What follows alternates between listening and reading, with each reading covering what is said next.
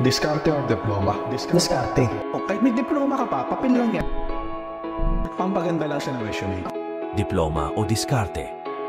Yan ang pinakasikat na tanong ngayon dito sa social media, especially dito sa Pilipinas.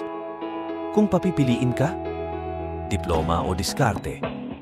Kung ako ang tatanungin, piliin mong pareho kapag binigyan ka ng oportunidad o pagkakataon.